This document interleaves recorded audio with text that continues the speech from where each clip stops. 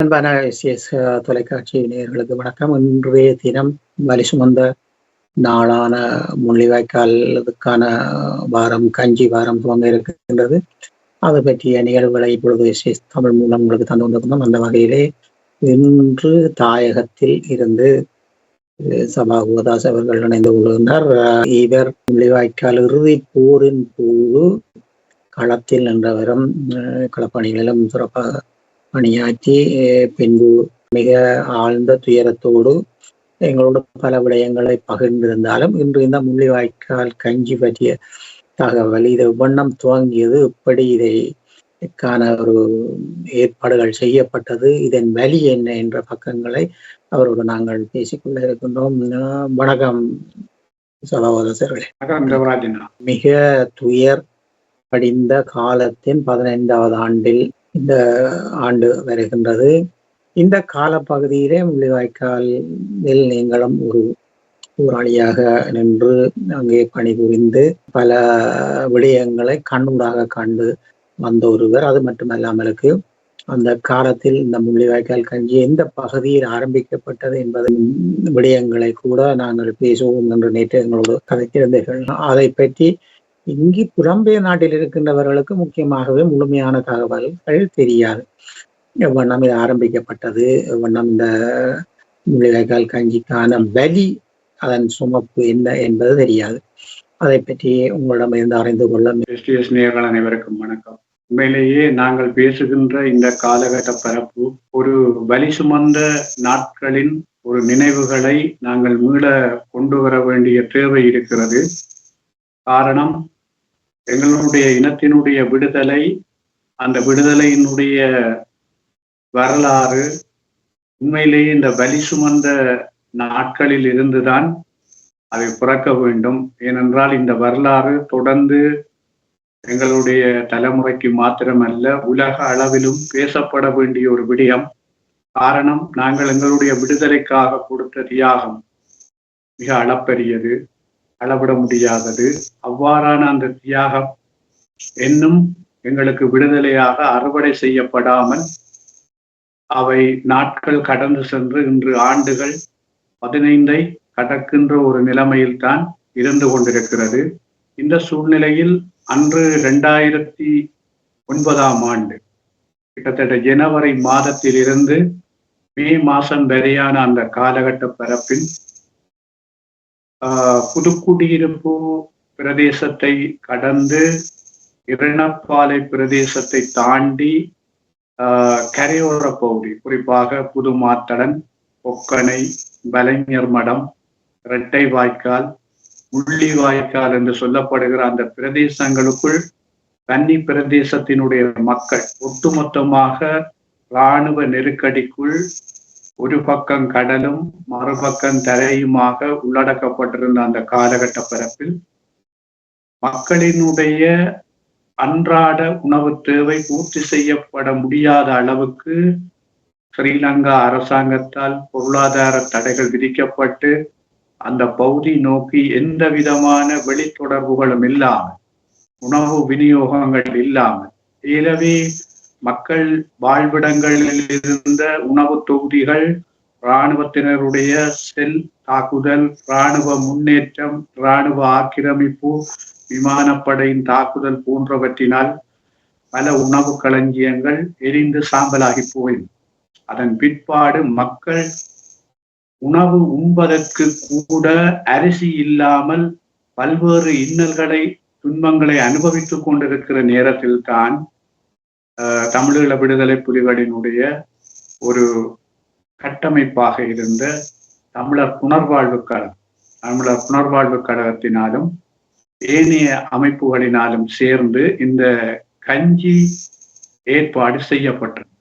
குறிப்பாக முதலில் புதுமாத்தணலில் தான் இந்த கஞ்சி ஏற்பாடுகள் செய்யப்பட்டது.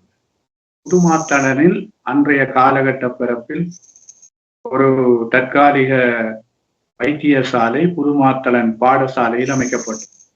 அந்த புதுமாத்தளன் பாடசாலைக்கு அருகாமையில் தான் முதலாக இந்த கஞ்சி கொடுக்கின்ற ஏற்பாடுகள் ஆரம்பிக்கப்பட்டது. ஆரம்பத்தில் கஞ்சி கொடுக்கிற போது ஓரளவேனும் விடுதலை புலிகளின் அந்த தமிழர் புனர்வாழ்வு கழகத்திடம் அரிசி இருந்தவையால் ஓரளவு கஞ்சியை ஒரு செழிப்பாக கொடுக்கக்கூடிய ஒரு நிலவரம் அங்கு இருந்தது. அந்த கஞ்சி கொடுக்கின்ற செயற்பாடுகள் ஒரு குறிக்கப்பட்ட மக்களை தாண்டி பல மக்களுக்கு அது சேருகின்ற போது அந்த கஞ்சி கொடுக்கப்படுகிற இடங்களும் ஸ்ரீலங்கா படைகளினால் குறிவைக்கப்பட்டு இறையணை தாக்குதல் மற்றும் வான் தாக்குதல் போன்றவற்றின் மூலமாக கஞ்சி வாங்க நின்ற பல நூறுக்கணக்கான பெரியவர்களும் சிறுவர்களும் படுகொலை செய்யப்பட்ட சம்பவங்கள் அங்கு ஆரம்பத்தில் அரங்கேறின.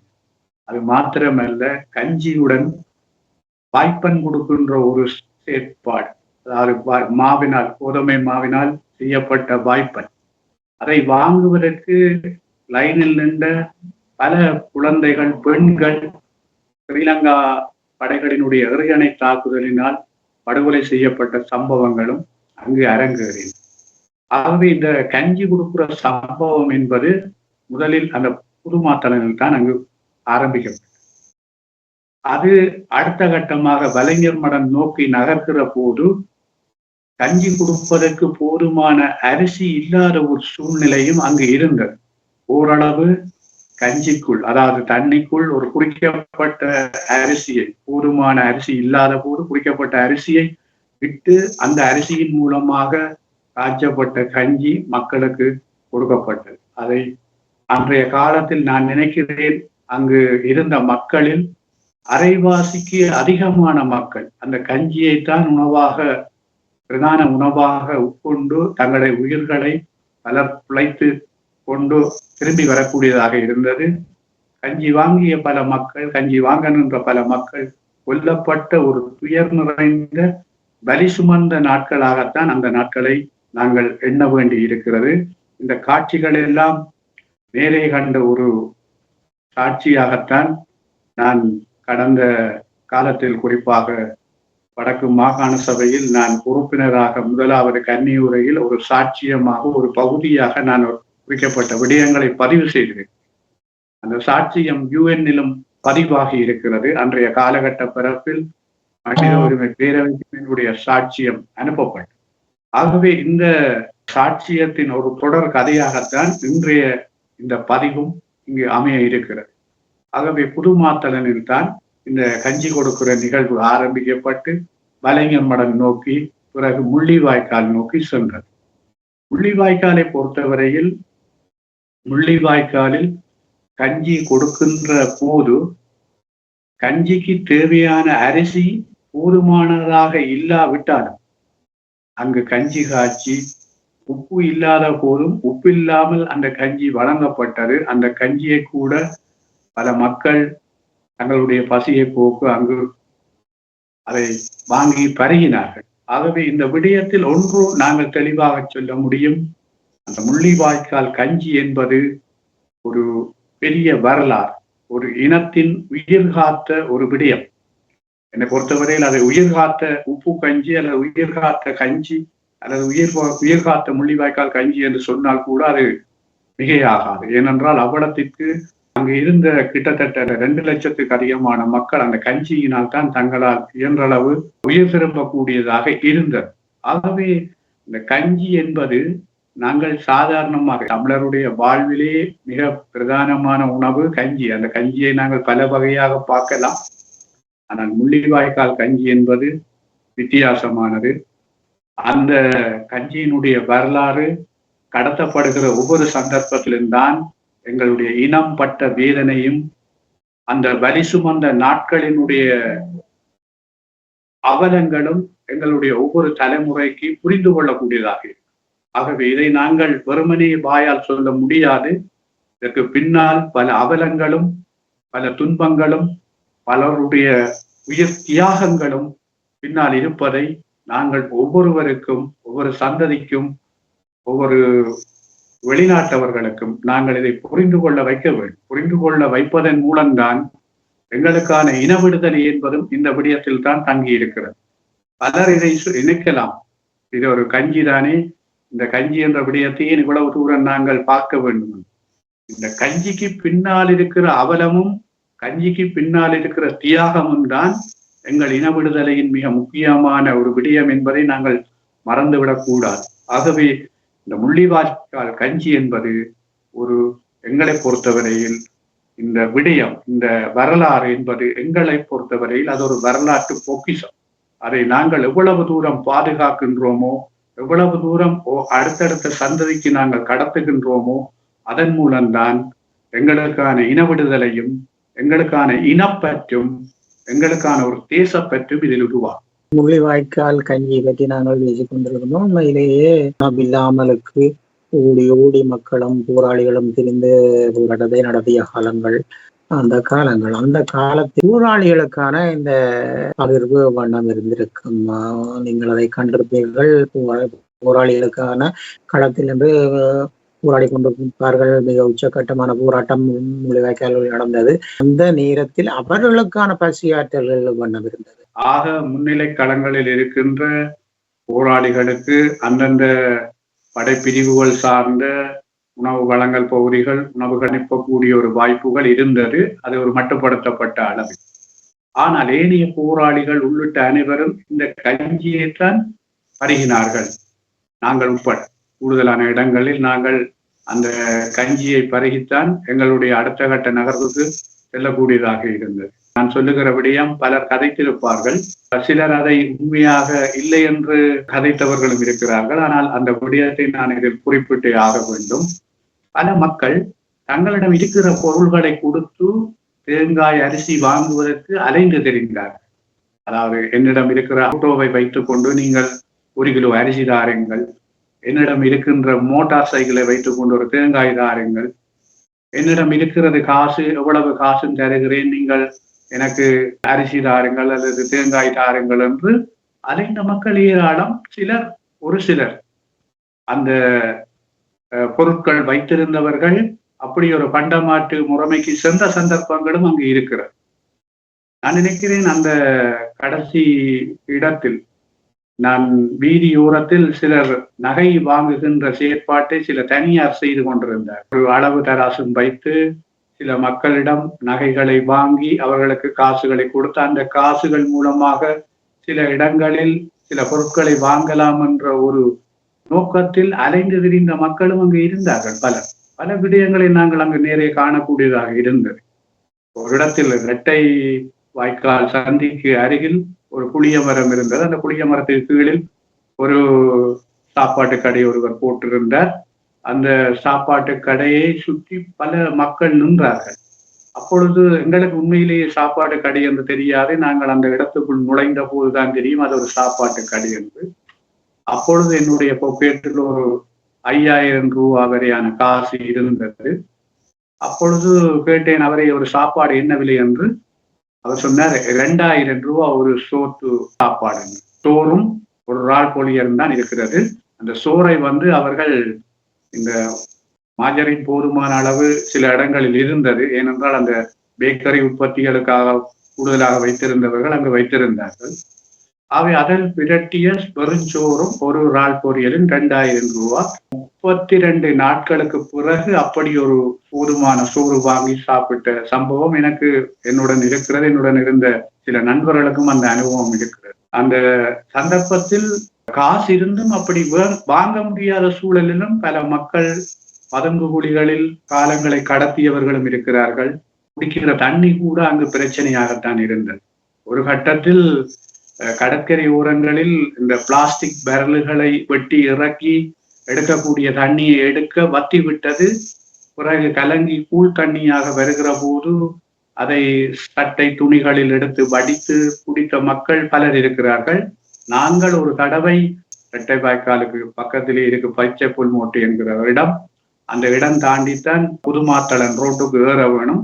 அந்த ஏறுற துண்டுக்கு இடையில ஒரு மழை பெய்த வாய்க்கால் ஒன்று இருந்தது. அந்த வாய்க்கால்ல ஆக்கள் நடந்து போன தண்ணி குளமாக இருந்தது. அந்த தண்ணியை நாங்கள் வடிச்சு, நான் நினைக்கிறேன் நாங்கள் 3 நாள் அதை குடிச்ச நாங்கள். அப்படியான ஒரு சூழ்நிலை அங்க காணப்பட்டது. கரையாமுள்ளி வாய்க்கால் சைட் போகிற போது எனக்கு தெரிந்த 2 குடும்பம் 3 நாட்களாக சாப்பாடு இல்லை, தண்ணியை மட்டும்தான் குடித்திருக்கிறோம் என்று சொல்லி என்னிடம் மிக அழுது வேதனைப்பட்ட சம்பவம். என்னால் என்ன செய்வதென்று தெரியவில்லை. புரித ஒரு இடத்துக்கு சென்று அந்த பங்கரில் இருந்தவர்கள் இறந்து விட்டார்கள். இறந்த பங்கருக்குள் போய் பார்த்தபோது ஒரு சட்டிக்குள் 4-5 ரொட்டி மூடியபடி இருந்தது. அந்த ரொட்டியை எடுத்து வந்து அழுதவர்களிடம் கொடுத்த சம்பவத்தை நான் நினைக்கிற போது எனக்கு அந்த நேரம் அது வேதனையாக தெரியவில்லை. இப்பொழுது நான் நினைக்கிற போது என்னை அறியாமலே மிக வேதனையாக இருக்கும். இப்படியான ஒரு அவலமான சூழ்நிலைகள் தான் அங்கு அந்த மக்கள் இருந்தார்கள். மிக வேதனை. என்னிடம் இருக்கிற விஷயம் என்பது நாட்கணக்காக நாங்கள் பேச முடியும். அந்த அவலங்களை நேரில் என்னால் பார்த்ததன் அடிப்படையில் என்னால் பேச முடியும். இப்படியான ஒரு மிக நெருக்கடியான சூழ்நிலை தான் அங்கு இருந்தது. ஆகவே உணவு என்பது மக்கள் கேட்டது எல்லோரிடமும். முதலில் தேங்காய் அரிசி கேட்டவர்கள் பிறகு அரிசி மட்டும் கேட்டுக்கொண்டிருந்தார். முள்ளிவாய்க்கால் பட்டுவாகல் பிரதான ரோட்டின் இடதுபுறமாக ஒரு இடத்தில் ஒரு பங்கர் அமைக்க வேண்டி இருந்தது. அவசரமாக அந்த பங்கர் அமைப்பதற்கு சிலரை நாங்கள் மரம் வெட்டுவதற்கு அழைத்த போது அவர்கள் என்னிடம் கேட்டது, எங்களுக்கு 1 கிலோ அரிசி தாங்கோ, எத்தனை மரமும் வெட்டி தருவோம். அப்படி ஒரு மிக வேதனையான பக்கம்தான் அந்த மண்ணில இருந்தது. அப்ப நான் சொன்னேன், நீங்கள் ஒன்றுக்கும் யோசிக்காதீங்கோ, நான் உங்களோட வீட்டுக்காரருக்கு கொடுக்கக்கூடிய அளவு கஞ்சி வேண்டித்தாரன், நீங்கள் வந்து வெட்டித்தாங்கன்னா உங்களை நம்பலாமான்னு சொல்லி கேட்டுத்தான் அவர்கள் வந்து வெட்டியது. ஆனால் அவர்களுக்கு ஏற்ற ஓரளவு கஞ்சியை என்னால் வேண்டி கொடுக்கக்கூடியதாக இருந்தது. ஏனென்றால் அது ஒரு முக்கியமான வேலை திட்டமாக இருந்தபடியால் அதை என்னால் செய்யக்கூடியதாக இருந்தது. பங்கரண்டு நான் சொல்றது மம்பட்டியால வெட்டின ஒரு ஐ வடிவில் அல்லது எல் வடிவிலான ஒரு குழி, பதுங்கு குழி. அந்த குழிக்குள்ள வயது போனாக்கள் சாப்பாடு இல்லாமல் இறந்து கிடந்த காட்சிகளை கூட என்னுடைய கண்ணால நான் பார்க்கக்கூடியதா இருந்தது. ஏனென்றால் அவ வெளியிலையும் வரையிலாது, சாப்பாடும் இல்லை. அப்படியான சூழ்நிலையில அந்த பங்கர்களே இறந்த சம்பவங்கள் எல்லாம் அங்க நடந்திருக்கு. நான் பார்த்தது சில காட்சிகள். அதே நேரம் பங்கருக்குள்ள சில பொம்பளை பிள்ளைகள் போராளிகள் காயப்பட்டு பங்கருக்குள்ள இருக்கிற போது நாங்கள் ஆமி ஒவ்வொரு பிரதேசத்தையும் ஆக்கிரமிச்சு கொண்டு வருகிற போது இரட்டைவாய்க்கால் சந்தியிலிருந்து முள்ளிவாய்க்கால் சைட் நாங்கள் போய்கொண்டிருக்கிற போது 3-4 பங்கரை கடந்து போகல சத்தம் கேட்க அந்த பங்கர்கள் எட்டி பார்க்க பொம்பளை பிள்ளைய கால் இல்லை கை இல்லை, அடியினும் அண்ணா தண்ணியாவது தாங்கோ எங்களுக்குன்னு சொல்லி. இப்ப எனக்கு சொல்லிக்குள்ளே பெரிய ஒரு வேதனையா இருக்கேன்னு சொன்னா, இப்போ சாதாரணமா ரோட்டிலே ஒரு ஆளுக்கு ஒரு பிரச்சனைண்டா இறங்கி உடனே எவ்வளவு ஹெல்ப் பண்ற எங்களுக்கு அந்த நேரத்துல எங்கட சகோதரிகளுக்கு தண்ணி கொடுக்கக்கூடிய சூழ்நிலை இல்லாமல் கடந்து வந்தோம் என்கிற ஒரு வேதனை இப்பவும் இருக்கு. குற்ற உணர்வு மாதிரி தான். அதை என்ன பொறுத்தவரை அது எனக்கு ஒரு குற்ற உணர்வு மாதிரிதான். ஏனென்றால் அதை விட்டுட்டு வந்துட்டோம். அவையில எங்களால் ஒன்றும் செய்யல. அப்படியான ஒரு அவலம்தான் கஞ்சி என்றதை தாண்டி இருக்கிற பெரிய ஒரு அவலம். அதைத்தான் நான் சொல்றேன். அதாவது நாங்கள் ஒரு மிக பெரிய வலி சுமந்த காலம். அந்த வலி சுமந்த காலத்துக்குள்ளால நாங்கள் எப்படி எங்களோட இன விடுதலையே அடைய வேண்டும் என்பதை என்ன போல வலி சுமந்த வந்த ஆக்கள் தான் இதை வெளியில கொண்டு வந்தாதான் இந்த வலிகளை வச்சு பிழைக்கிற தரப்புக்கு இது ஒரு பாடமாயிரு. எங்கட வலிகளை வச்சு தாயகத்திலையும் பலர் வியாபாரம் செய்யணும், புலம்பெயர்ந்த தேசத்திலும் சிலர் வியாபாரம். ஆகவே இன்றைக்கு அரசியல் களத்துக்குள்ள இருக்கிற பலருக்கு இது ஒரு வியாபாரமா தெரியும். என்ன பொறுத்தவரை இது வியாபாரம் இல்லை, இது ஒரு அவலம். அவலத்துக்கு பின்னாலே எங்களோட விடுதலை எப்படின்றதான் நாங்க சிந்திக்கிறோமே ஒழிய இதை வச்சு வியாபாரம் செய்யறதெல்லாம் தவறு. இன்றைக்கு உங்களோட நான் பேசி கொண்டிருக்கிற நேரத்துல கஞ்சி கொடுக்குற தரப்ப காட்டி கொடுக்குறதும் போலீசார் அச்சுறுத்துறதும் இப்படியான நடவடிக்கை தாயகத்துல இப்ப ஆரம்பிச்சு. இது புதிய விஷயம் இல்லை, இது பழைய விஷயம்தான். ஆனால் இப்படியான விடயங்கள் தொடர்கிறது. இந்த கஞ்சி கொடுக்குற விடயம், முள்ளிவாய்க்கால் விடயம், விடுதலை போராட்டத்தின் ஒவ்வொரு விடயங்களையும் அரசாங்கம் செய்வதை தடுக்கிறதுக்கான நோக்கம், இதற்கு பின்னாலே இருக்கிற அவலங்கள் வெளியுலகத்துக்கு தெரியக்கூடாது. இனியும் தெரிய வந்தால் தங்களுக்கு அது பின்னடைவை கொடுக்கும். ஏனென்றால் பாதிக்கப்பட்ட தரப்புக்கு இன்னும் நீதி கிடைக்கல என்ற செய்தியைத்தான் அது கொடுத்து கொண்டிருக்கும்.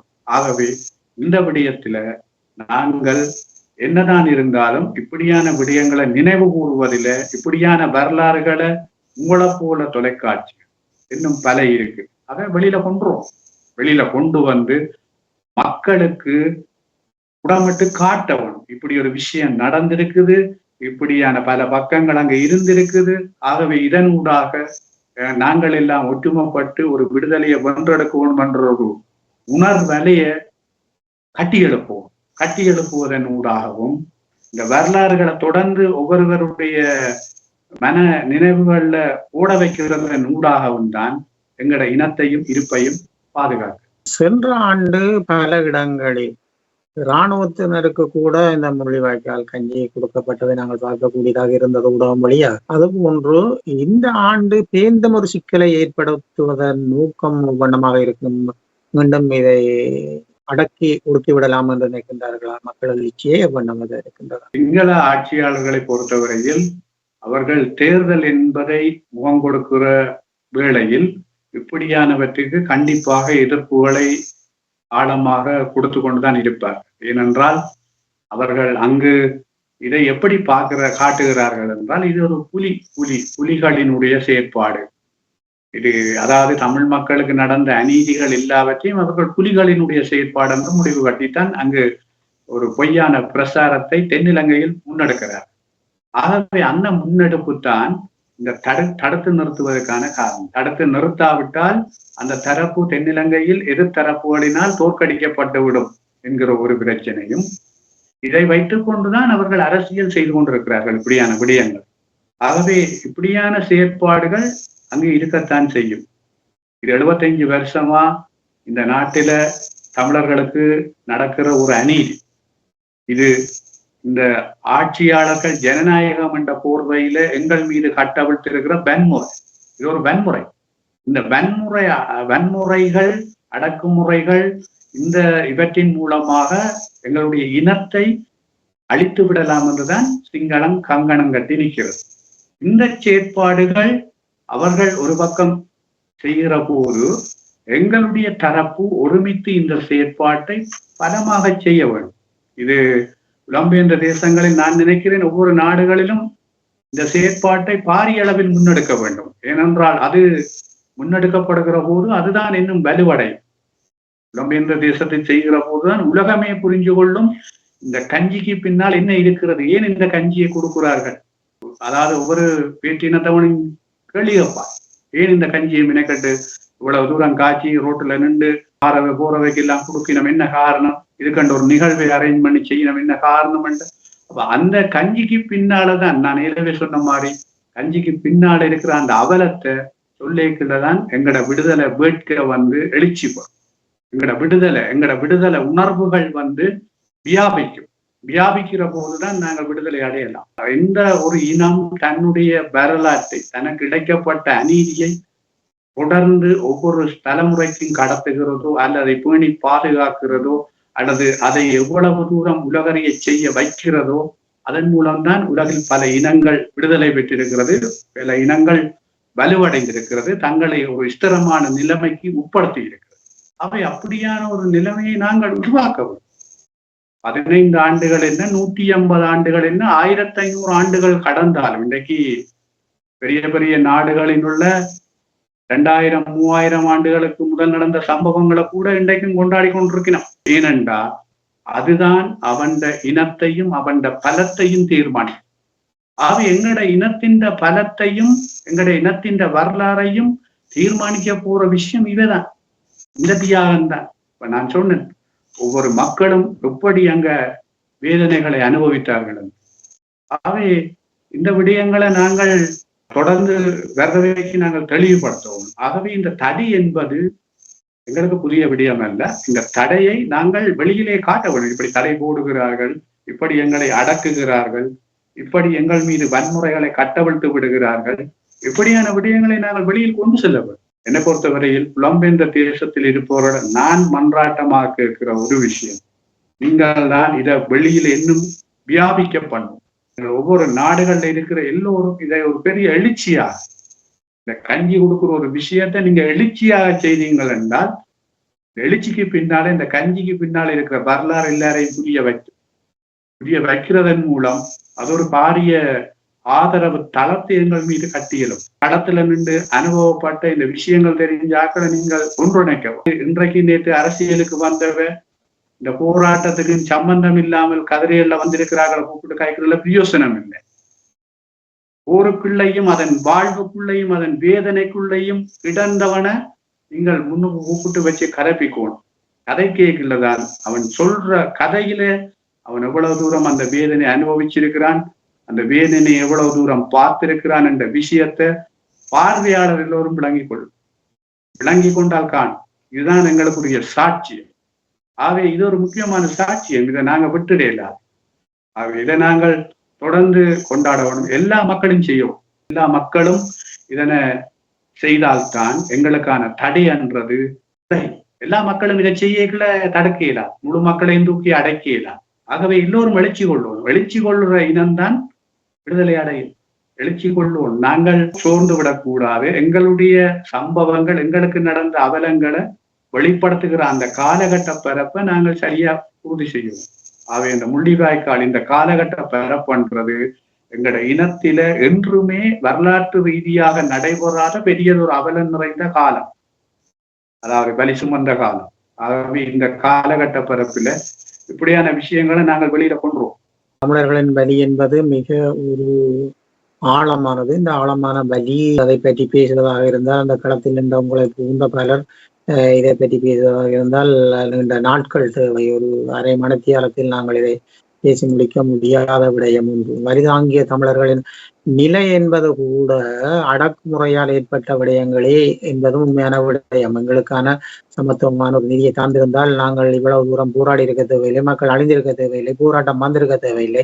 தந்தை செல்வாவில் துவங்கிய வழியாக தொடங்கிய விடயம் பின்பு போர்க்களம் கண்டு திலீபனை இழந்திருக்க தேவையில்லை, உண்ணான் ஒன்பது திலீபனை போராட்டத்தில் இவ்வளவு மக்களை நாங்கள் இழந்திருக்க தேவையில்லை. உண்மையான நீங்கள் கூறியது போல உண்மையான விடயம் பல அரசியல்வாதிகளுக்கு கதையிலிருந்து பேசுகின்ற அரசியல்வாதிகளுக்கு, அது சிங்கள அரசியல்வாதிகளாக இருக்கலாம், தமிழ் அரசியல்வாதிகளாக இருக்கலாம், கதிரையிலிருந்து பேசுபவர்களுக்கு எந்த விடயங்களும் புரிந்து கொள்ளப் போவதில்லை. களத்தில் நின்று கண்ணூடாக கண்டு அதன் வலிகளை புரிந்தவர்களுக்கும் மக்களின் சோகத்திலே பங்கெடுத்தவர்களுக்கும் தான் அந்த உண்மையான விடயங்கள் தெரியும். அது தவிர்த்து பேசுவதற்கு அதற்குரிய பேச்சுக்கான விடயங்களை அரசியல்வாதிகள் சும்மா பேசி போட்டு போகலாம் என்பது உண்மையான விடயம். இந்த ஆண்டுக்கான செயல்பாடுகள் மக்களிடையே இவ்வளவு தூரம் தாயகத்தில் எழுச்சியை கொள்ளுகின்றது.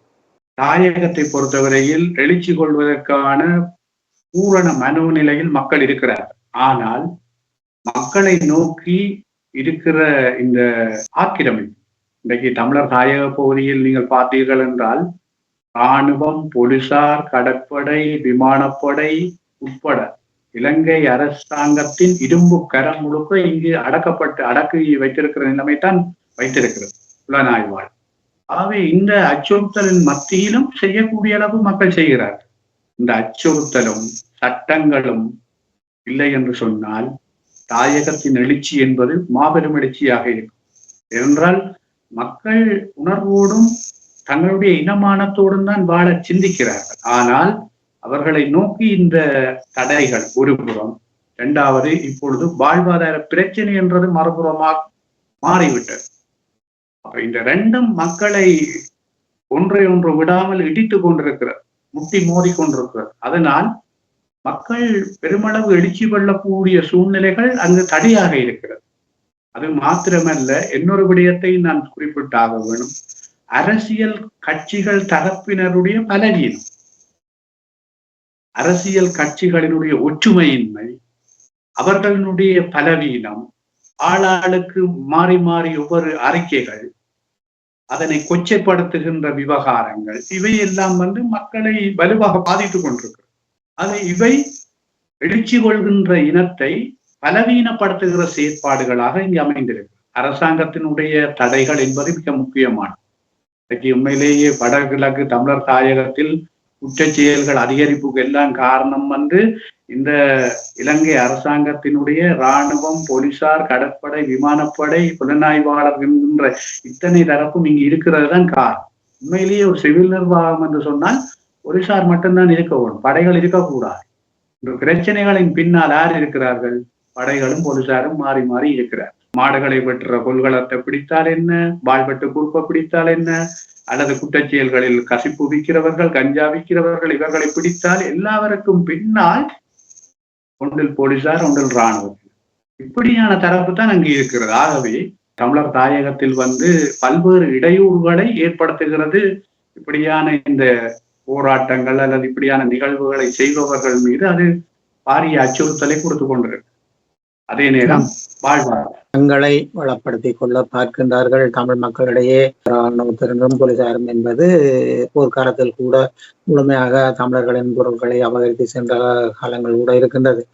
நாங்கள் வலிகள் சுமந்த இந்த கஞ்சி என்ற அந்த இணைப்போடு நீங்கள் நேராக கண்ட சில விடயங்களை மட்டும் எங்களோடு பகிர்ந்திருக்கின்றீர்கள் என்றால் முழுமையாக பகிர்ந்து கொள்வதற்கு நீங்களும் நானும் கூறியது போலவே அதற்கான புறம்பான பல நாட்கள் வேண்டும். நாங்கள் அதை பற்றி தகவல் முழுமையாக அறிந்து கொள்வதாக இருந்தால் அங்கு நீங்கள் கண்ட சில விடயங்களையும் நீங்கள் நேரடியாக பார்த்த விடயம் என்பது மட்டுமில்லாமலுக்கு உண்மையான பலிகளை உங்கள் நெஞ்சு சுமந்திருக்கின்றது என்பது உண்மையிலே நாங்களும் அதை அறிந்து கொள்ளக்கூடியதாக இருக்கின்றது. புலம்பெய நாட்டில் வாழ்ந்திருந்தாலும் அந்த காலப்பகுதியில் எல்லா மக்களுமே பலிக்குள் ஆக்கியது மட்டுமல்ல, மனத்தை ரணமாக்கி நீராக்கி கண்ணிலிருந்து வளைந்து வாழ்ந்த காலங்கள் பல நாட்களாக இருக்கின்றது.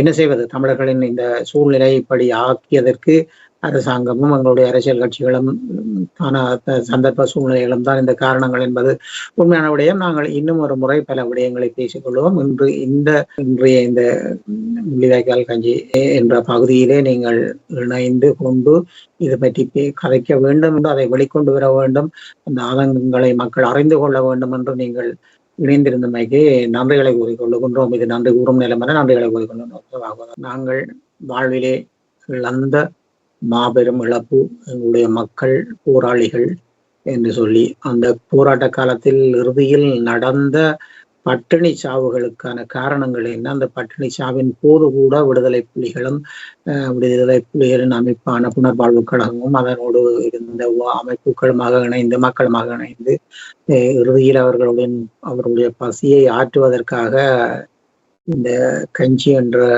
விடயத்தை முன்னெடுத்ததை தமிழர்களாகிய நாங்கள் ஆண்டுதோறும் புலம்பெயர் நாட்டிலும் தாயகத்திலும் முன்னெடுப்பது என்பது முக்கியமான தேவை என்பதை பாகுதாஸ் அவர்கள் கூறியிருந்தார்கள். உண்மையான விடயமை. வரலாறு என்பது மறைக்கப்படாமல் அது இருக்க வேண்டும் என்றால் தமிழர்கள் உணர்வோடு இருந்து எங்களுடைய பாரம்பரியமாக நடந்த விடயங்கள் என்ன, அரசினால் ஏற்படுத்தப்பட்ட கொலைகளின் நிலைப்பாடு என்ன, முள்ளிவாய்க்காலில் என்ன நடந்தது என்ற விடயங்கள் பலதை நாங்கள் கொண்டு வர வேண்டிய வரலாற்றில் அதை பதிவு செய்ய வேண்டிய கட்டாயத்தில் தமிழர்களாகிய நாங்கள் இருக்கின்றோம். இதை மறந்து போகாமல் இருக்க வேண்டும் என்பதற்காகவே நாங்கள் அதை நிச்சயமாக எல்லோரும் எங்களுடைய அடுத்தடுத்த சந்ததிகளுக்கும் கொண்டு செல்ல வேண்டும் என்பது பாகுதாஸ் அவர்களின் அந்த பேச்சில் நான் அறிந்து கொள்ளக்கூடியதாக இருந்தது. அதுதான் உண்மையான விடயமும் கூட. வரலாற்றை மறந்தவன் வாழ்வை இழப்பான் என்பதுதான் உண்மையான விடயம். அதே நேரத்தில் இன்றைய இந்த பதிவானது நாங்கள் முள்ளிவாய்க்கால் கஞ்சியை பற்றியதாகவே இருந்தது. அடுத்த நிகழ்ச்சியில் மீண்டும் சந்திப்போம். நன்றி, வணக்கம்.